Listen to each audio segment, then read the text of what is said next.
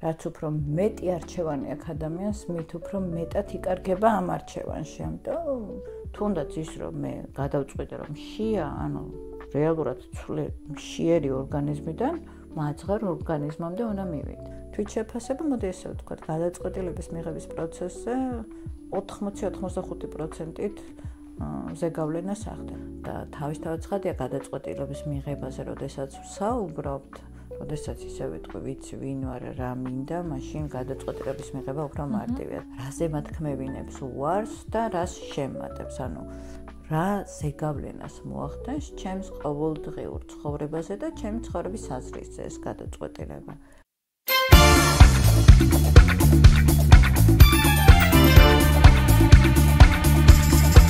დღევანდელი ჩვენი სასაუბრო თემა არის გადაწყვეტილებები და ზოგადად რატომ გვჭირს გადაწყვეტილების მიღება. გამარჯობა ნინი. გამარჯობა. დიდ შესავალს არ გავაკეთებ, მაგრამ მოდი შენ მოუწოდე აუდიტორიას, რა რა უნდა გააკეთონ? რა უნდა გააკეთონ? ძალიან გთხოვთ, გამოიწერეთ ჩვენი არხი, დაალაიქეთ ეს ვიდეო, დაგვიკომენტარეთ, რას ფიქრობთ ამ ტიპის გადაცემებზე, რასაც მე და ნათია ვაკეთებთ და გაუზიარეთ მეგობრებს, რადგანაც თითოეული თქვენი ეს ქმედება ჩვენ ძალიან დიდ мотивაციას გვაძლევს, ჩვენს გადაცემებსაც მე უფრო მეტ აუდიტორიაზე გასვლის შესაძლებლობას აძლევს და ამიტომ ამით დაგვეხმარეთ ჩვენც და მოგვეცით მეტი мотивაცია.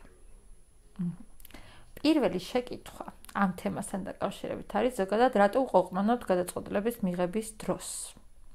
ადამიანის ალბათ ფსიქოლოგიიდან გამომდინარეობს ეს ყველაფერი, ხო? სამყარო, ადამიანების სამყარო, ყველაფერი ადამიანის ფსიქოლოგიიდან გამომდინარეობს. კი, ნამდვილად. იმიტომ რომ ჩვენ ადამიანები ვსაუბრობთ სამყაროზე ჩვენ ადამიანური ხედვებიდან გამომდინარე, ხო? და გადაწყვეტილების მიღება თავის თავში გულისხმობს რაღაცა არჩევანის გაკეთებას, ხო? და არჩევანს როდესაც ვაკეთებთ, ანუ გვაქვს რამდენიმე სახის მოცემულობა. და როცა რამდენიმე სახის მოცემულობა გვაქვს, იქ ხშირად არის ხოლმე რომ ფიქრობთ. რა ჯობია, როგორ ჯობია, ერთი უნდა აირჩიო რამდენიმედან და ეს თავისთავად უკვე სტრესული ხასიათის არის.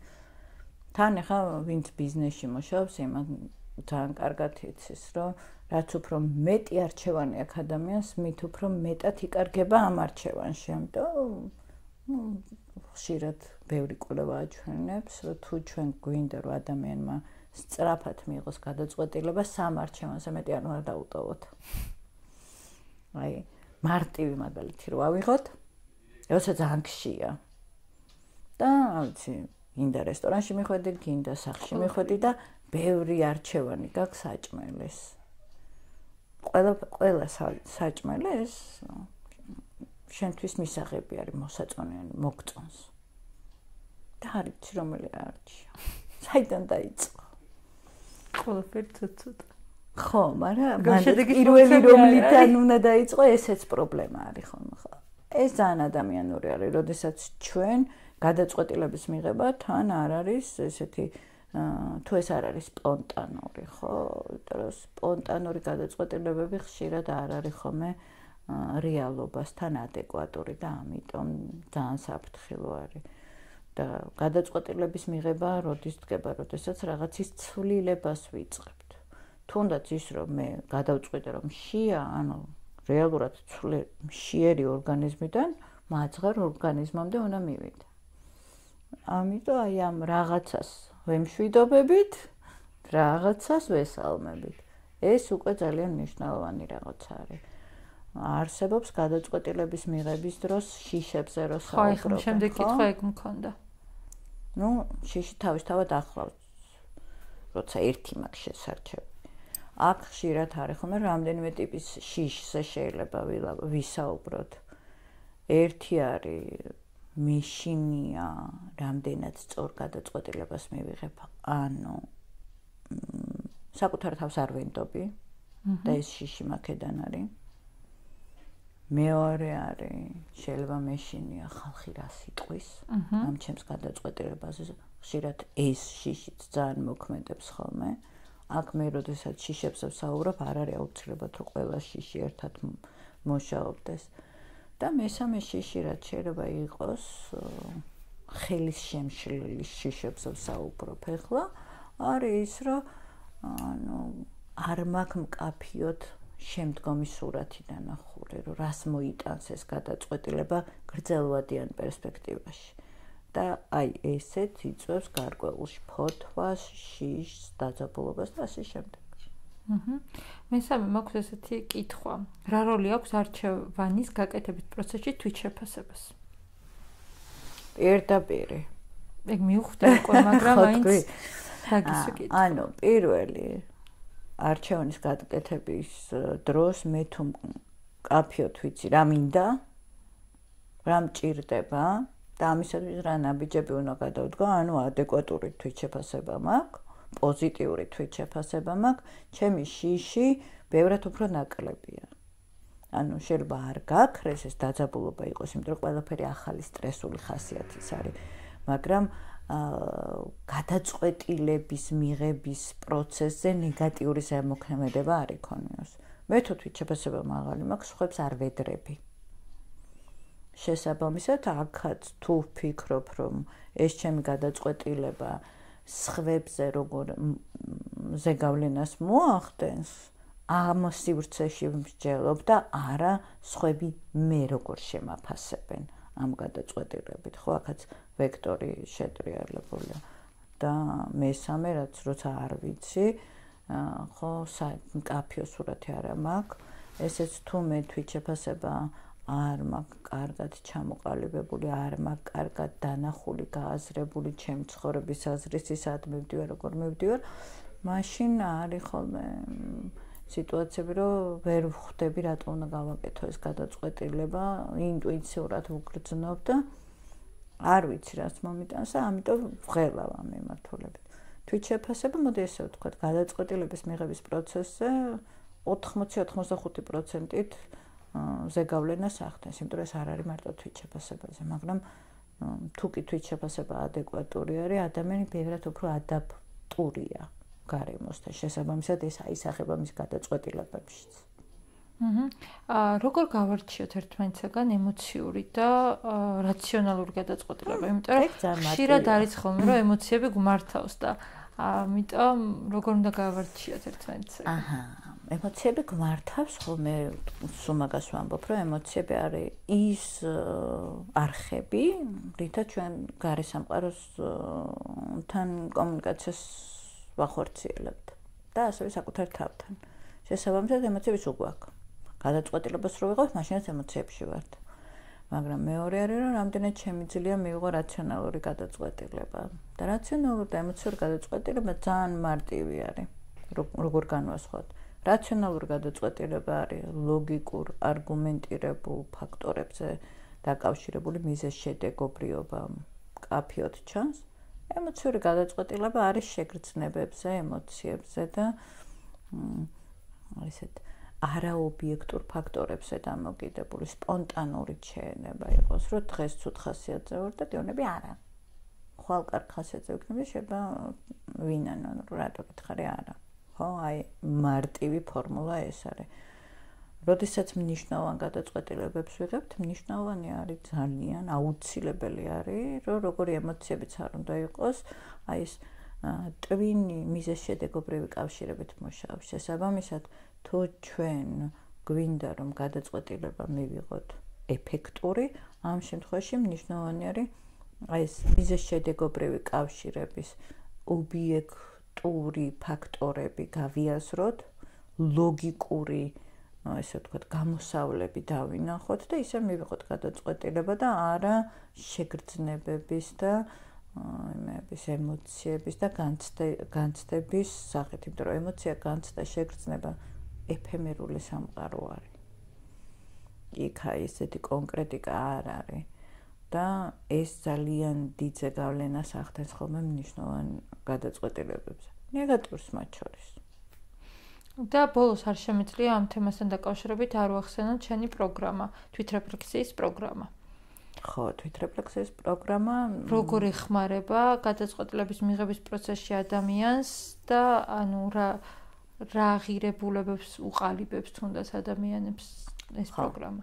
მე ძალიან მიყვარს და ძალიან ამაყი ვარ ამ პროგრამით. შევეცადე ამ პროგრამის აგებისას, რომ მაქსიმალურად მორგებული ყოფილიყო ყველა ადამიანის მოთხოვნაზე. თვითრეფლექსიის პროგრამა თვითრეფლექსიის უნარის განვითარებაზე არის ორიენტირებული, რა თქმა უნდა. არის უამრავი ტექნიკები და ტაქტიკები, რომელიც საკუთარი თავის გააზრების, საკუთარი მისწრაფებების, საკუთარი სამყაროს ხედვის გააზრების შესაძლებლობას აძლევს ადამიანს, იმიტომ რომ სხვადასხვა ინსტრუმენტები არის ამ პროგრამაში, ესე ვთქვათ, ჩაშენებული და ეს ინსტრუმენტები სწორედ აი ამ მიმართულებით ადამიანის შინაგანი სამყაროს კვლევაში ეხმარება ადამიანს.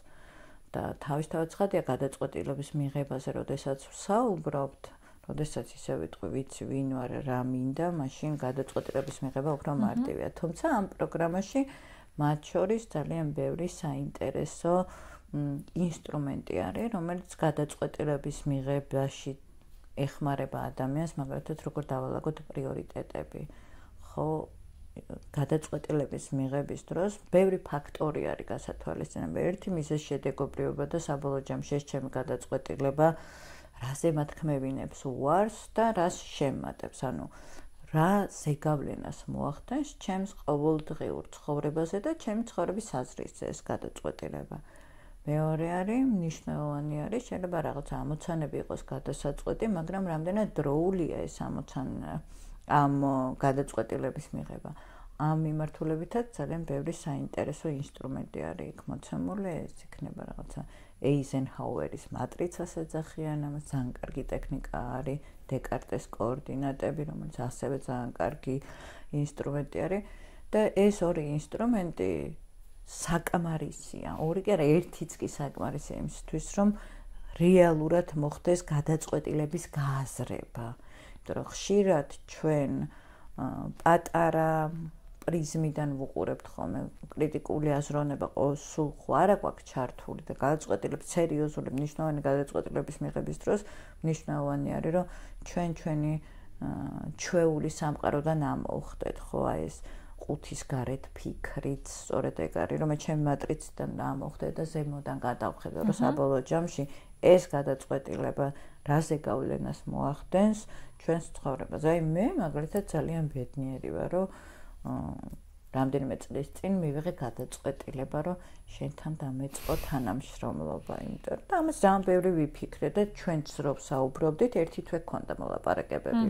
ხო, მე და შენ როგორ შევთამაშდებოდით, როგორ ვუყურებდით რაღაცა ერთობლივ საქმიანობას და აი ამ ფიქრმა, ამ გაანალიზებამ, მათ შორის ჩვენი დიალოგიც ძალიან ქმედითი გახადა ამ დიალოგის საფუძველზე სწორი მოლოდინების ჩამოყალიბება ხდება, იმიტომ რომ თუ არ მოხდა გადაწყვეტილების რეალურად მრავალმხრივი გააზრება, შეიძლება არასწორი მოლოდინი ჩამოგვიყალიბდეს და ეს მოლოდინი იყოს დამანგრეველი. ამიტომ გადაწყვეტილების მიღების დროს რა თქმა უნდა, შიში ყოველთვის არის და მოდის შიში არ არის, მოდი ესე ვთქვა, რომ ეს არის შფოთვა, ღელვა, შფოთვაც არა, ღელვა. თავისთავად ცხადია იქნება, იმიტომ რომ რაღაცა ახალ ეტაპზე გადავდივართ, რაღაც ახალ ნაბიჯს ვდგავთ და ამისათვის თუ თვითშეფასებაზეც ვიმუშავებთ, თუ რაღაცა კონკრეტული ძალიან კარგი ინსტრუმენტები გვაქვს, რომელიც გვეხმარება გადაწყვეტილების მიღებაში, აუცილებლად ბლოგებიც მაქვს დაწერილი დეკარტეს კოორდინატებზეც, იმაზე ეიზენჰაუერის მატრიცაზეც, ჩვენი თვითრეფლექსიის პროგრამაც სადღაც 18-ზე მეტი ინსტრუმენტი არის მარტო ამ პროგრამაში. ამიტომ თუ გაინტერესებთ აუცილებლად მოგწერეთ და აღწერა შეუძლოთ დავურთავ ამასაც, რომ პირდაპირ გადახვიდეთ მულზე და დარეგისტრირდეთ პროგრამაზე, რომელზეც ყოველ პარასკევს იწყება სწავლა, ძალიან მარტივი არის. რეალურად ყოველ პარასკევს ახალი ნაკადს აქვს შესაძლებლობა ჩაერთოს ამ პროგრამაზე და თან თავის თქვენ თვითონ ნებისმიერ დროს მოусმინოთ ვიდეოებს, გააკეთოთ სავარჯიშოები და ასე შემდეგ. საკმაოდ მობილურია ამ მიმართულებით თქვენზე მორგებულ გრაფიკზე შეგიძლიათ გქონდეთ პროგრამა. და სხვა შორის მე თვითონაც, როდესაც ანუ აი პროგრამის რაღაცა დღეებს ვალაგებდით და ასე შემდეგ და მე თვითონაც საერთოდ თავიდან აღმოვაჩინა ჩემი თავი ამ პროგრამის გავლის მერე, რომ ჩემ თავზეც დავაყენე ანალოგიურად და ყოველდღიურად მომდიოდა ის რაღაც რიმაინდერი მქონდა ჩართული, რომ როდის უნდა გამეკეთებინა სავარჯიშოები და 2 კვირის მერე რაღაცები კიდევ გადავაფასე, მიუხედავად იმისა, რომ თუნდაც შენი სახელმძღვანელოც წიგნი, რაც ამასთან ერთად გააკეთე, მანამდე წაკითხული მქონდა. პროგრამამ კიდე სხვა რაღაცები აღმომაჩენია საკუთარ თავთან. მოდი აქ ვთქვათ, რომ ინფორმაციის ქონასა და ფლობას შორის ძალიან დიდი განსხვავება არის. სამწუხაროდ საქართველოში მე ესე ვუყურებ, შეიძლება ვცდები, მაგრამ ადამიანები დასდევენ ინფორმაციებს და აგროვებენ ამ ინფორმაციებს და არ არიან ორიენტირებული იმაზე, რომ ამ მიღებული ინფორმაციის გამოყენება დაიწყონ და თუ ჩვენ გვინდა რომ გადაწყვეტილების უნარი გქონდეს და ისეთი გადაწყვეტილებები მივიღოთ ჩვენს ცხოვრებაში, რომელიც ჩვენს ცხოვრების ხარისხს გაუმჯობესებს, მაშინ ჩვენ გვჭირდება ბევრი რაღაცის გააზრება და ამ ინფორმაციის ფლობა. ერთი არის მივიღე და ინფორმაციის ფლობა ეს არის უნარი. და ამას ჭირდება დრო, ამიტომ ნაცვლად იმისა, რომ მოვედოთ და ბევრი ინფორმაციები ვაგროვოთ, დაუსვით თქვენთან შეკითხვას, რომ აი შეგროვილი ინფორმაცია რაც გაქვთ, აი ეს ინფორმაცია როგორ შეგიძლიათ თქვენს ყოველდღიურ ცხოვრებაში დაანერგოთ და გამოიყენოთ და შემდეგ გადაწყვეტილების მიღებაც მარტივი იქნება ბევრად უფრო. თუმცა ამასაც გადაწყვეტილების მიღება უნდა, რომ მოდი ესე გავაკეთოთ. ხო, ნამდვილად. მადლობა ნინი. თქვენ მოგიწოდებთ რა უცლობად დავაიქოთ ვიდეო, გამოიწეროთ ჩვენი არხი და ყოველ ხუთშაბათ დარიო რადიოსა და ნინი ჭაჭიას არხებზე უყუროთ ჩვენს გადაცემას ჯანმრთელობა და არა მხოლოდ. დროებით.